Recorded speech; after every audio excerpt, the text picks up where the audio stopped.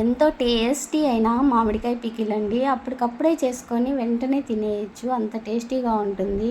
ఏ విధంగా అంటే ఇట్లా తురుముకున్నామంటే ముక్క బిరిగ్గా మెత్తబడిపోతుంది తురుము కాబట్టి. అందుకు ఇది అప్పుడప్పుడే తినొచ్చు. ఊరాల్సిన పనే లేదు.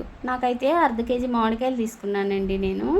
అర్ధ కేజీ మామిడికాయలకు గాను నాకు 2 కప్పులొచ్చింది. దాంట్లో కాలు భాగం ఉప్పు, కారం పొడి ఏసినాను. పసుపు పొడి 2 స్పూన్లు, 2 స్పూన్లు ఆవాలు, 2 స్పూన్లు మెంతియాల పొడి ఏసినా నేను. సరిపోతుంది. ఇదంతా ఈ విధంగా కలుపుకోండి. ఒక 100 గ్రాములు ఆయిల్ తీసుకున్నా నేను. దాంట్లోకే ఓ 2 తెల్లవాయిపాయలేసాను. అంటే 2 గడ్డలు అంటాం కదా! అట్లా 2 గడ్డలు దంచేసాను. ఒక 4, 5 ఎండుమిరపకాయలేసాను. ఆవాలు, జీలకర్ర ఏసాను. ఇంతే ఏసిండేది. ఈ విధంగా వేడివేడిగా ఉన్నప్పుడు కలుపుకున్నామంటే మనకి తురుము అనేది తొందరగా మెత్తబడుతుంది. తొందరగా తినేయొచ్చు కూడాను. అంటే ఇది ఎక్కువ రోజులు నిలవ పెట్టుకోవాల్సిన పనే లేదు. ఎందుకంటే మనం కడిగేస్తాం కాబట్టి తినేస్తాం కాబట్టి. చాలా టేస్టీగా ఉంటుందండి. అన్నంలోకి వేడివేడి అన్నంలోకి గినైతే నిజంగా సూపర్గా అంటే సూపర్గా ఉంటుంది. మీరు కూడా ట్రై చేయండి.